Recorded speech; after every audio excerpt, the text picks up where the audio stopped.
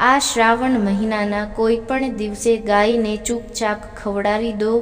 આ એક વસ્તુ તમારી મનોકામના પૂરી કરશે. આ ઉપાય તો મિત્રો પવિત્ર શ્રાવણ માસમાં જો તમે ગાય માતાને માત્ર એક નાની એવી વસ્તુ પ્રેમથી ખવડાવી દો તો કહેવાય છે કે તમારા ઘરમાંથી દરિદ્રતા દૂર થવા લાગે છે, અન્ન અને ધનના ભંડાર ભરાવા લાગે છે અને પરિવાર પર ભગવાન ભોળાનાથ તથા માતા લક્ષ્મીની કૃપા બની રહે છે. પરંતુ મિત્રો, આજે અમે તમને જે વસ્તુ વિશે જણાવવાના છીએ તે સામાન્ય વસ્તુ નથી, કારણ કે આપણા શાસ્ત્રોમાં ગાયને માતાનો દરજ્જો આપવામાં આવ્યો છે અને ગાય માતાની સેવા સાથે 32 કરોડ દેવી દેવતાઓની કૃપા જોડાયેલી હોવાનું કહેવામાં આવ્યું છે.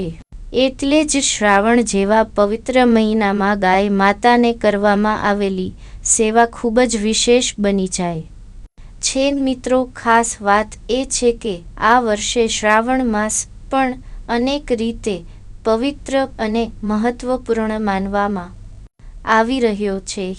આ આખા પવિત્ર સમયગાળા દરમિયાન જો તમે મહાદેવની ભક્તિ સાથે ગૌસેવા, દાન અને કેટલાક વિશેષ ઉપાય કરશો તો તમારા જીવનમાં સકારાત્મક પરિવર્તનના દ્વાર ખુલી શકે છે. શ્રાવણના સોમવાર શિવલિંગ પર જળાભિષેક, બિલ્વપત્ર અર્પણ, કાળા તલનું દાન અને ગાય માતાની સેવા, આ બધું ભોળાનાથને પ્રસન્ન કરનારા પવિત્ર કાર્યોમાં ગણવામાં આવે છે. મિત્રો, આજે આ વિડીયોમાં આપણે માત્ર ગાયને શું ખવડાવવું એટલું જ નહીં જાણીએ, પરંતુ શ્રાવણ માસમાં ગાય સાથે જોડાયેલા એવા અનેક રહસ્યમય ઉપાયો વિશે પણ જાણીશું જે આપણા વડીલો વર્ષોથી કરતા આવ્યા છે. આપણે જાણીશું કે પિતૃદોષથી પરેશાન વ્યક્તિએ ગાયની સેવા કેવી રીતે કરવી, શ્રાવણમાં ગાયને રોટલી કઈ રીતે આપવી, ગાયની પ્રદક્ષિણા શા માટે કરવામાં આવે છે, પીપળાના વૃક્ષ નીચે દીવો કરવાનું શું રહસ્ય છે, ગાય સાથે જોડાયેલા કયા સંકેતો શુભ માનવામાં આવે છે અને અંતમાં આપણે એવી 3 ભાગ્યશાળી રાશિઓ વિશે પણ જાણીશું જેમના જીવનમાં શ્રાવણ 2026 પછી સુખ, સંપત્તિ અને સફળતાના નવા દ્વાર ખુલવાની વાત જ્યોતિષમાં કરવામાં આવી રહી છે. પરંતુ મિત્રો, આ આખી વાતમાં સૌથી મહત્વની વસ્તુ છેલ્લે સુધી છુપાયેલી છે, એટલે વિડીયોને અધવચ્ચે છોડતા નહીં, કારણ કે શરૂઆતમાં જ જો તમને એ ખાસ વસ્તુ ખબર પડી જશે તો કદાચ તમે તેનું સાચું મહત્વ સમજી નહીં શકો. પહેલાં સમજવું પડશે કે શ્રાવણ માસ અને ગાય માતાની સેવા વચ્ચે આટલું ઊંડું ધાર્મિક જોડાણ શા માટે છે. મિત્રો, જ્યારે દેવાધિદેવ મહાદેવની આરાધનાનો પવિત્ર શ્રાવણ માસ આવે છે ત્યારે સમગ્ર વાતાવરણમાં ભક્તિનો માહોલ છવાઈ જાય છે. મંદિરોમાં હર હર મહાદેવના નાદ સંભળાય છે, ભક્તો શિવલિંગ પર જળ ચઢાવે છે, બિલ્વપત્ર અર્પણ કરે છે અને પોતાની મનોકામનાઓ ભોળાનાથના ચરણોમાં મૂકે છે.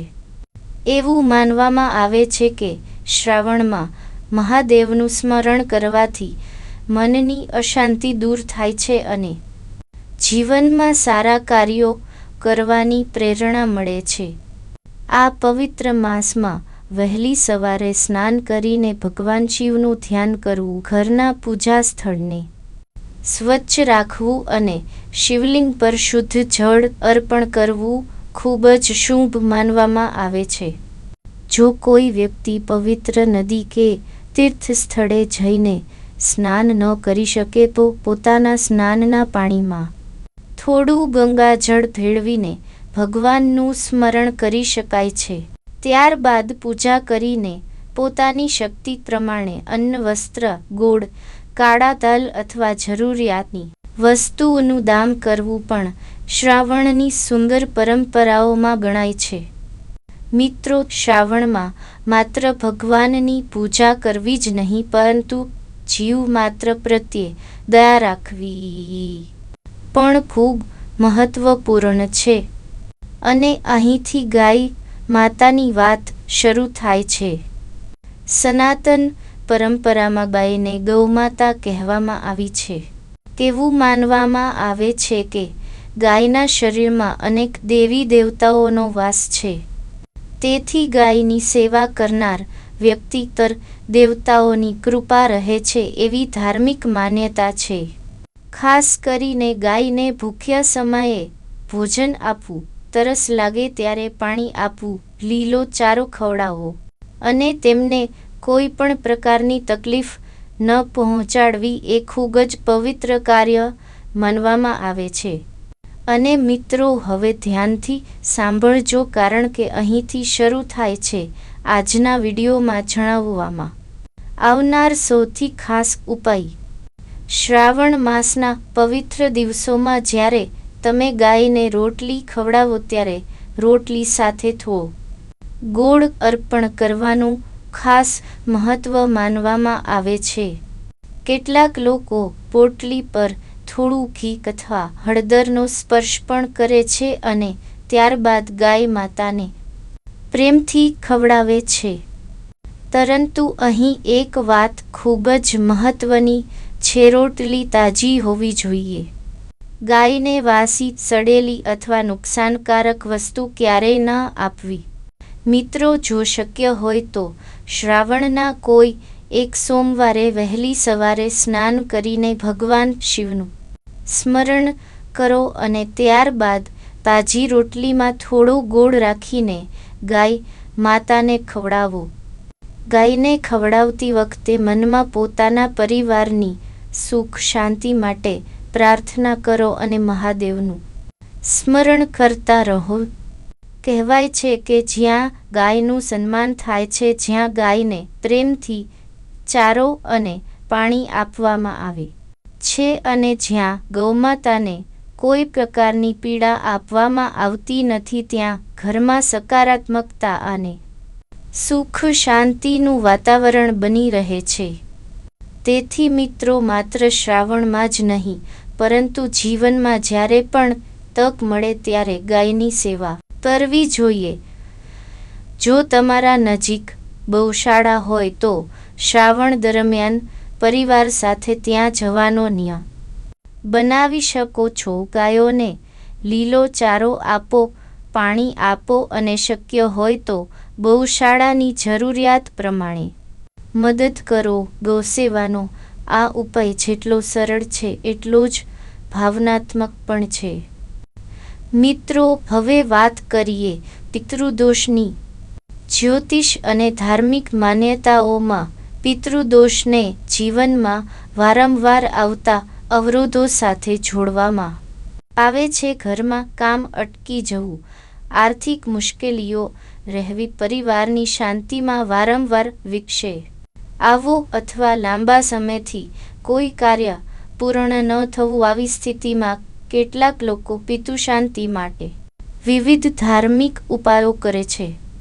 શ્રાવણ માસમાં ગાયને રોટલી, ગોળ અને ચારો ખવડાવવાની પરંપરા પણ પિતૃશાંતિ માટે કરવામાં આવે છે. ખાસ કરીને અમાવસ્યા, પૂર્ણિમા, એકાદશી અથવા શ્રાવણના સોમવાર જેવા દિવસોમાં ગૌસેવા કરીને પૂર્વજોનું સ્મરણ કરવામાં આવે છે. સાથે જરૂરિયાતમંદ વ્યક્તિને ભોજન કરાવવું અને પિતૃઓ માટે પ્રાર્થના કરવી પણ ખૂબ શુભ માનવામાં આવે છે. મિત્રો, હવે હું તમને એક એવો ઉપાય જણાવું છું જે શ્રાવણના દિવસોમાં ઘણા લોકો ખૂબ શ્રદ્ધાથી કરે છે. સાંજના સમયે પીપળાના વૃક્ષ નીચે લોટનો 4 ખૂણાવાળો નાનો દીવો બનાવો. તેમાં સરસવનું તેલ ભરો, રૂની વાટ મૂકો અને દીવો પ્રગટાવો. કેટલાક લોકો તેમાં 2 લવિંગ પણ અર્પણ કરે છે. ત્યારબાદ ભગવાન શિવ અને પોતાના ઈષ્ટદેવનું સ્મરણ કરીને મનની ઈચ્છા ભગવાન સમક્ષ વ્યક્ત કહેવામાં આવે છે. દીવો કર્યા પછી ત્યાં શાંતિથી થોડીવાર પ્રાર્થના કરો અને પછી તેને ત્યાં જ રહેવા દો. મિત્રો, કહેવાય છે કે શ્રદ્ધાથી કરવામાં આવેલી આવી પ્રાર્થનામાં મનની શક્તિ જોડાય છે અને વ્યક્તિ પોતાના જીવનમાં સારા કાર્યો તરફ આગળ વધે છે. શ્રાવણના પવિત્ર દિવસોમાં આ ઉપાયને ખાસ મહત્વ આપવામાં આવે છે. હવે ફરી પાછા આવીએ ગાય માતા પરી. મિત્રો, ગાય સાથે જોડાયેલા કેટલાક શુભ સંકેતો વિશે પણ આપણા સમાજમાં અનેક માન્યતાઓ જોવા મળે છે. જો કોઈ વ્યક્તિ કોઈ શુભ કાર્ય માટે ઘરેથી નીકળે અને રસ્તામાં ગાય પોતાના વાછરડાને પ્રેમથી દૂધ પીવડાવતી જોવા મળે તો તેને શુભ સંકેત માનવામાં આવે છે.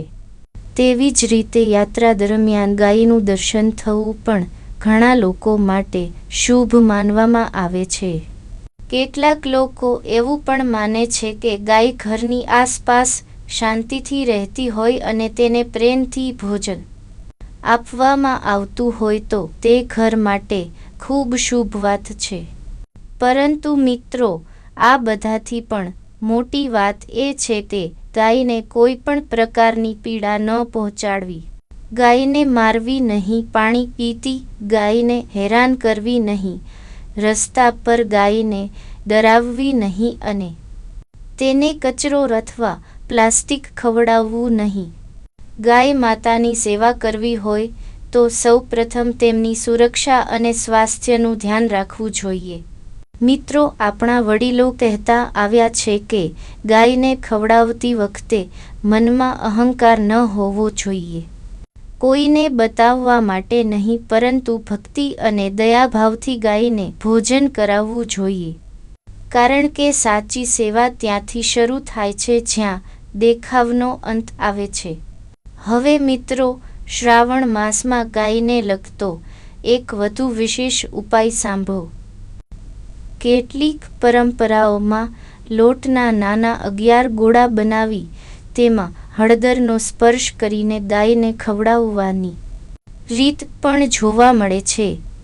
ગાયને આ અર્પણ કરતી વખતે તેના માથા પર પ્રેમથી હાથ ફેરવીને ભગવાન શિવનું સ્મરણ કરવામાં આવે છે. ત્યારબાદ ગાયની આસપાસ 7 પ્રદક્ષિણા કરવાની પરંપરા પણ કેટલાક લોકોમાં જોવા મળે છે. આ સમયે મનમાં એક જ ભાવ રાખવો હે મહાદેવ, મારા પરિવાર પર કૃપા રાખજો, મારા ઘરમાં અન્ન ધનની કમી ન રહે, મારા પૂર્વજોને શાંતિ આપજો અને મારા જીવનમાંથી તમામ અડચણો દૂર કરીને મને સારા માર્ગે ચાલવાની શક્તિ આપજો. મિત્રો, શ્રાવણ માસમાં જ્યારે પણ ગાયને રોટલી આપો ત્યારે રોટલી તાજી રાખવી. તેમાં થોડો ગોળ, ઘી અથવા યોગ્ય વસ્તુ અર્પણ કરી શકાય છે, પરંતુ ગાયના સ્વાસ્થ્યને નુકસાન પહોંચાડે એવી કોઈ વસ્તુ ક્યારેય ન આપવી. અને મિત્રો, જો તમે ખરેખર ગૌસેવા કરવા માંગતા હોવ તો માત્ર રોટલી આપીને અટકી ન જશો. ઉનાળામાં ગાય માટે પાણીની વ્યવસ્થા કરો, ચોમાસામાં યોગ્ય ચારો આપો અને શક્ય હોય તો ગૌશાળામાં જરૂરિયાત મુજબ મદદ કરો. આ સેવા તમારા પરિવારના બાળકોને પણ દયા અને સંસ્કાર શીખવશે. હવે મિત્રો, આવો થોડું શિવ ભક્તિ તરફ પાછા ફરીએ. શ્રાવણમાં શિવલિંગ પર જળાભિષેક કરતી વખતે મહાદેવનું નામ લેવું, બિલ્વપત્ર અર્પણ કરવું અને કાળા તલ અર્પણ કરવાની પરંપરા પણ અનેક સ્થળોએ છે. શિવજીને પ્રસન્ન કરવા માટે ભક્તો સોમવારે ઉપવાસ રાખે છે, મહાદેવના મંદિરે જાય છે અને પોતાની મનોકામના માટે પ્રાર્થના કરે છે. પરંતુ મિત્રો, ભગવાન શિવની સૌથી મોટી ભક્તિ માત્ર મંદિરમાં નહીં પરંતુ આપણા વર્તનમાં પણ દેખાવા જોઈએ.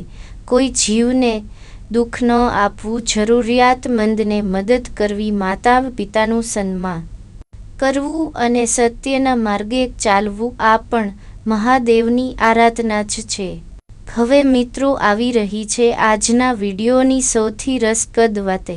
શ્રાવણ 2026માં એવી 3 રાશિઓ વિશે જ્યોતિષીય ચર્ચા થઈ રહી છે જેમના માટે આ સમય ખૂબ જ મહત્વપૂર્ણ બની શકે છે.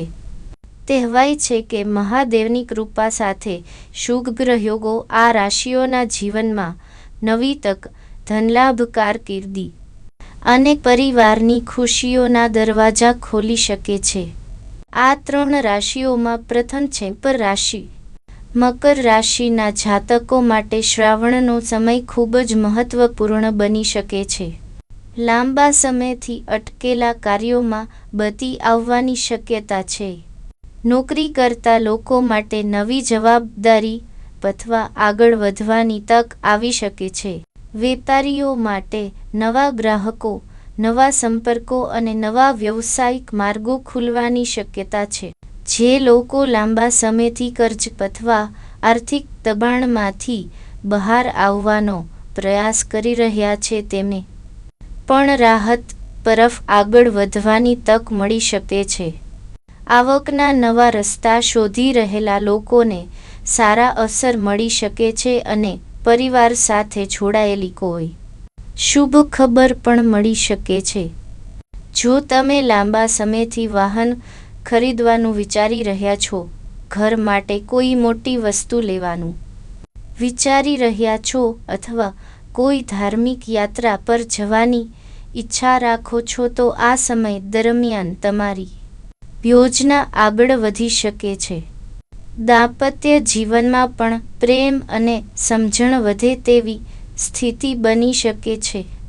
મિત્રો, હવે બીજી રાશિ છે મેષ રાશિ. મેષ રાશિના જાતકો માટે શ્રાવણ 2026નો સમય ભાગ્યને મજબૂત બનાવનારો બની શકે છે. મહેનતનું પરિણામ મળવાની સાથે નવી જવાબદારીઓ મળી શકે છે.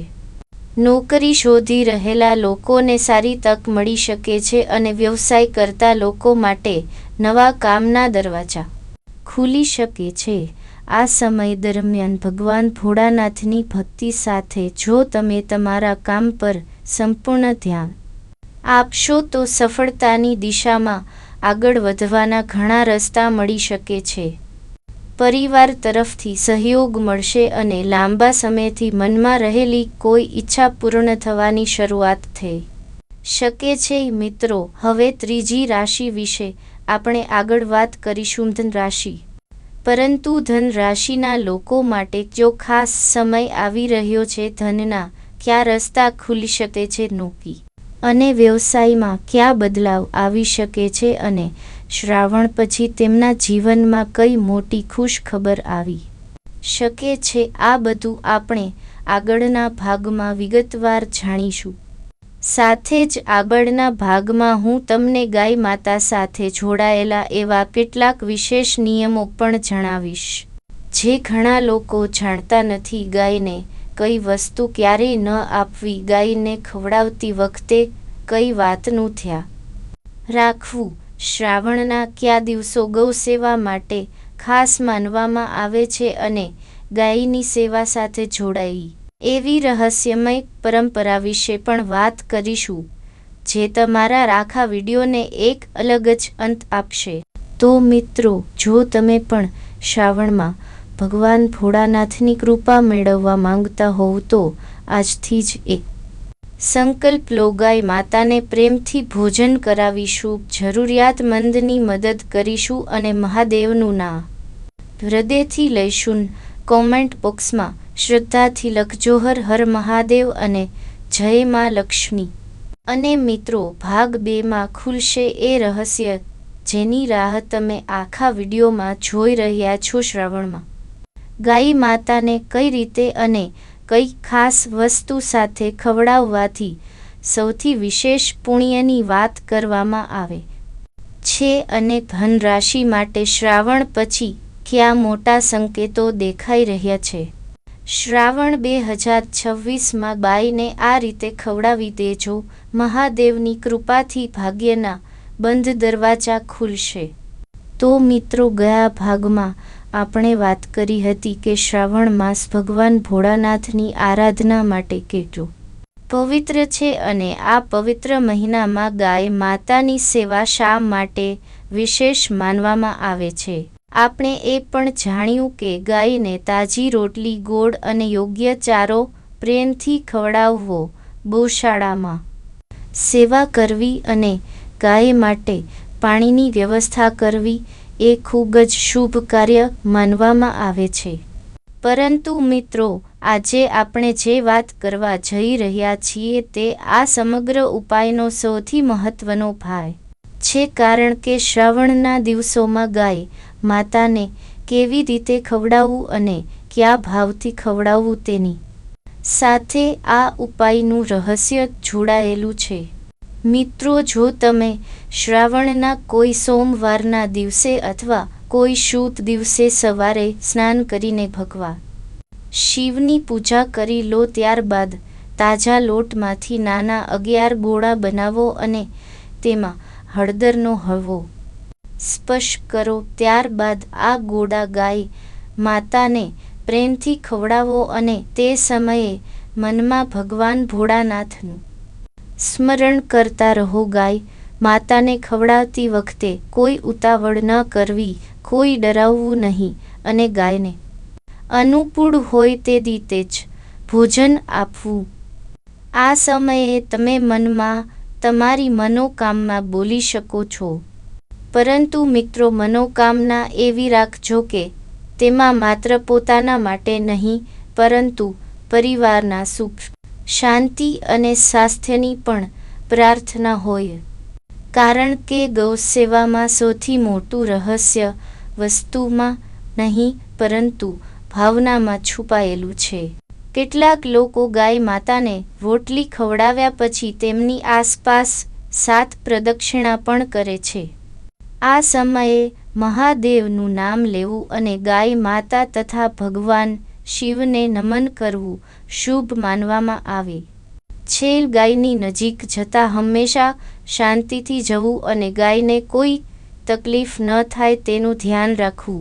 મિત્રો, એક વાત ખાસ યાદ રાખજો, ગાયને ખવડાવવાની વસ્તુ કરતાં ગાય સાથેનો તમારો વ્યવહાર વધારે મહત્વનો છે.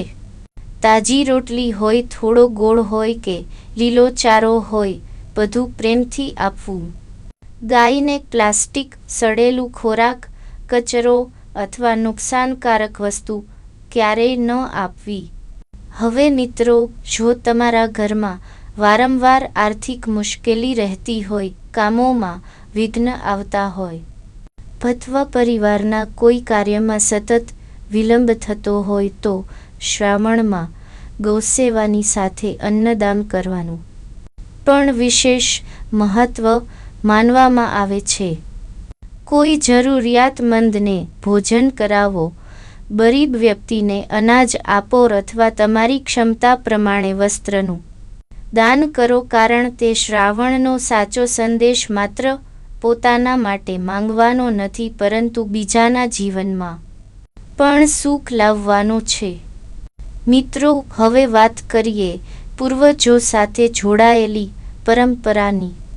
પિતરોની શાંતિ માટે શ્રાવણના દિવસોમાં ગાયને રોટલી અને ગોળ ખવડાવવાની પરંપરા ઘણા પરિવારોમાં જોવા મળે છે. અમાવસ્યા, પૂર્ણિમા, એકાદશી અથવા શ્રાવણના સોમવાર જેવા પવિત્ર દિવસોમાં ગાયને ભોજન કરાવીને પૂર્વજોને યાદ કરવામાં આવે છે. ત્યારબાદ પોતાના પિતરોના નામનું સ્મરણ કરીને પ્રાર્થના કરવામાં આવે છે કે તેમના આત્માને શાંતિ મળે અને પરિવાર પર તેમના આશીર્વાદ બની રહે. મિત્રો, જો કોઈ વ્યક્તિ પિતૃદોષને લઈને ધાર્મિક ઉપાય કરવા માંગતો હોય તો ગૌસેવાની સાથે પિતૃકર્મ અને દાનર પુણ્ય પણ કરી શકે છે. સૂર્ય, શનિ, રાહુ, કેતુ અને મંગળ સાથે જોડાયેલા ગ્રહયોગોને લઈને જ્યોતિષમાં પિતૃદોષની વિવિધ ચર્ચાઓ કરવામાં આવે છે. આવી સ્થિતિમાં પોતાની કુંડળી પ્રમાણે યોગ્ય ઉપાય જાણવો અને શ્રદ્ધાથી સદકર્મ કરવું મહત્વપૂર્ણ માનવામાં આવે છે. હવે મિત્રો, એક સુંદર વાત સાંભળો. કહેવાય છે કે ગાય જ્યાં શાંતિથી બેસે છે તે સ્થાનને સ્વચ્છ રાખવું જોઈએ. જો તમારા ઘરની આસપાસ ગાય આવતી હોય તો તેને ગંદકીમાં બેસવા ન દો. શક્ય હોય ત્યાં સુધી સ્વચ્છ પાણી અને યોગ્ય ચારો આપો. ગાયને રસ્તા પર કચરો ખાતી જોવો તો તેને યોગ્ય ખોરાક આપવો એ પણ એક પ્રકારની ગૌસેવા છે. આજના સમયમાં ગાય માટે સૌથી મોટી સેવા ઘણી વખત રોટલી કરતાં પણ સુરક્ષિત ચારો અને સ્વચ્છ પાણી બની જાય છે. રસ્તા પર પ્લાસ્ટિક ખાવાથી અનેક ગાયો બીમાર પડે છે. તેથી જો ખરેખર ગૌમાતાની સેવા કરવી હોય તો તેમની સુરક્ષા માટે પણ કંઈક કરવું જોઈએ. મિત્રો, આપણા વડીલો ગાયને માત્ર એક પશુ તરીકે જોતા નહોતા. ગાય તેમની માટે ઘર, કૃષિ, ધર્મ અને સંસ્કૃતિનો એક મહત્વપૂર્ણ ભાગ હતી. તેથી ગાયને મારવી, લાકડીથી હેરાન કરવી અથવા પાણી પીતી વખતે પરેશાન કરવી ખૂબ જ અયોગ્ય માનવામાં આવતું હતું. ગાય માતા સાથે જોડાયેલી કેટલીક શુદ્ધ માન્યતાઓ પણ છે.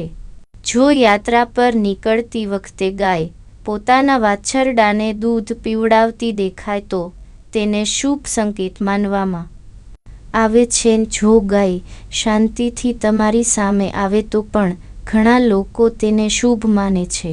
કેટલાક લોકો ગાયનો અવાજ સાંભળવાને પણ અલગ અલગ પરિસ્થિતિ પ્રમાણે શુભ સંકેત સાથે જોડે છે. મિત્રો, પરંતુ આ સંકેતો કરતાં પણ વધારે મહત્વપૂર્ણ છે તમારું કર્મ. ગાયને જોઈને માત્ર શુભ સંકેત શોધવાને બદલે ગાયને પાણી અને ચારો આપશો તો એ જ સૌથી મોટું શુભ કાર્ય બની જશે. હવે વાત કરીએ એક એવી પરંપરાની જે મહાદેવ સાથે સીધી રીતે જોડાયેલી છે. ભગવાન શિવના પરમ ભક્તોમાં નંદીનું વિશેષ સ્થાન છે. શિવ મંદિરમાં નંદી મહાદેવની સામે બિરાજમાન હોય છે અને ભક્તો નંદીના કાનમાં પોતાની મનોકામના કહે છે. તેથી શિવભક્તિ અને ગૌવંશ સાથે એક ઊંડું ધાર્મિક જોડાણ જોવા મળે છે. શ્રાવણમાં મહાદેવના દર્શન કરવા જાઓ ત્યારે નંદીદેવને નમન કરો. ત્યારબાદ શિવલિંગ પર જલ ચઢાવો અને બિલ્વપત્ર અર્પણ કરો.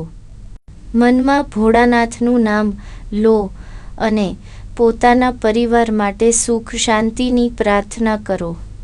મિત્રો, હવે વાત કરીએ દાનની. શ્રાવણમાં ગોળ, અનાજ, કાળા તલ, વસ્ત્ર અને જરૂરિયાતમંદ વ્યક્તિને ભોજન આપવાનું ખૂબ શુભ માનવામાં આવે છે. જો કોઈ ગૌશાળામાં ગાય માટે ચારો અથવા પાણીની વ્યવસ્થા કરી શકે તો તે પણ ખૂબ સુંદર સેવા છે. પરંતુ દાન કરતી વખતે એક વાત યાદ રાખવી: દાનનો દેખાવ ન કરવું. શાંતિથી અને પોતાની શક્તિ પ્રમાણે દાન કરવું.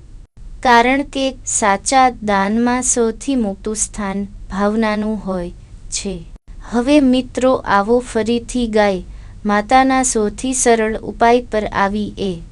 શ્રાવણમાં કોઈ પણ શુભ દિવસે તાજી રોટલી બનાવો. તેમાં થોડો ગોળ રાખો અને ગાયને પ્રેમથી ખવડાવો. જો તમારી પરંપરામાં ઘી અથવા હળદરનો ઉપયોગ કરવામાં આવે તો ખૂબ થોડા પ્રમાણમાં તેનો ઉપયોગ કરી શકાય છે. ગાયને ખવડાવ્યા પછી થોડું પાણી પણ રાખી શકો છો. ત્યારબાદ હાથ જોડીને મહાદેવનું સ્મરણ કરો. આ ઉપાય કરતી વખતે મનમાં એક વાત જરૂર બોલજો: હે મહાદેવ, મારા ઘરમાં અન્નની કમી ન રહે. મારા પરિવાર પર તમારી કૃપા બની રહે. મારા પૂર્વજોને શાંતિ મળે અને મને સારા કર્મ કરવાની શક્તિ આપો. મિત્રો, આ રીતે કરવામાં આવેલી ગૌસેવા તમારા ઘરની ભક્તિ પરંપરાનો ભાગ બની છે. હવે આવી રહી છે આજના વિડીયોની સૌથી રાહ જોવાતી 35જી ભાગ્યશાળી રાશિ ધન રાશિ. ધન રાશિના જાતકો માટે શ્રાવણ 2026નો સમય ખૂબ જ મહત્વપૂર્ણ બની શકે છે. ધન રાશિનો સંબંધ જ્ઞાન, ભાગ્ય, ધર્મ અને દૂરની યાત્રા સાથે જોડાયેલો માનવામાં આવે છે અને આ સમય દરમિયાન આ ક્ષેત્રોમાં નવી તકો ઊભી થઈ શકે છે. નોકરી કરતા લોકો માટે જવાબદારી વધવાની સાથે પ્રમોશન અથવા નવી તક મળી શકે છે. લાંબા સમયથી નોકરી શોધી રહેલા લોકોને સારા સમાચાર મળી શકે છે.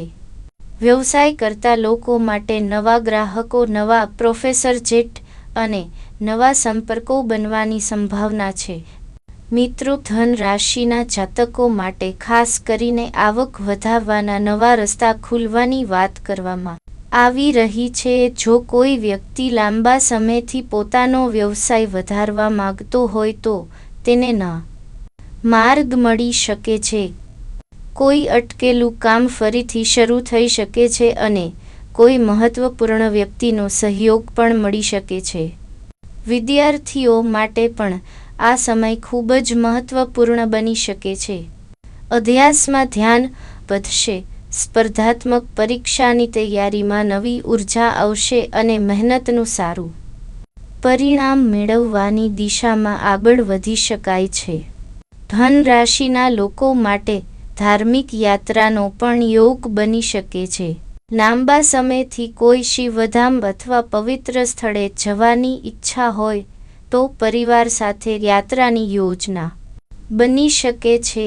આ સમય દરમિયાન આધ્યાત્મિક બાબતોમાં રસ વધે અને મહાદેવની ભક્તિ તરફ મન વધારે ખેંચાય તેવી સ્થિતિ પણ બની શકે છે. પરિવારની વાત કરીએ તો ઘરમાં કોઈ શુભ સમાચાર મળી શકે છે. લગ્નની વાત ચાલી રહી હોય તો વાત આગળ વધી શકે છે.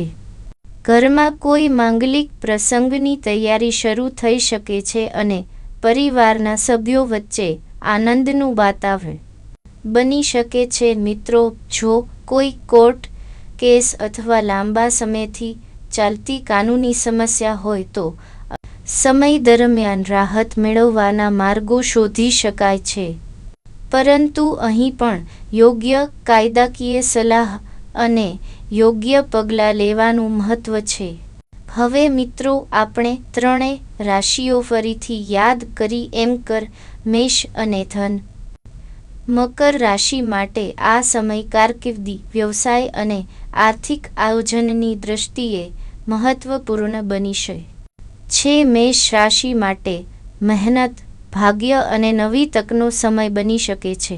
અને ધન રાશિ માટે નોકરી, વ્યવસાય, આવક, યાત્રા અને આધ્યાત્મિક પ્રગતિના નવા માર્ગ ખુલવાની વાત કરવામાં આવી રહી છે. પરંતુ મિત્રો, માત્ર રાશિ જોઈને બેસી ન રહેવું. મહાદેવની ભક્તિ સાથે મહેનત પણ એટલી જ જરૂરી છે. કારણ કે ભગવાન આપણને તક બતાવે છે પરંતુ તે તકનો ઉપયોગ આપણે જ કરવો પડે છે.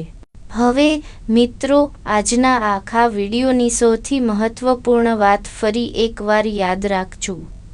શ્રાવણમાં ગાય માતાને તાજી રોટલી સાથે થોડો ગોળ ખવડાવો. શક્ય હોય તો લીલો ચારો અને સ્વચ્છ પાણી આપો. ગાયને હેરાન ન કરો, તેને પ્લાસ્ટિક કે નુકસાનકારક વસ્તુ ન ખવડાવો. ગૌશાળામાં જઈને સેવા કરો અને તમારી શક્તિ પ્રમાણે અન્નદાન અથવા જરૂરિયાતમંદની મદદ કરો.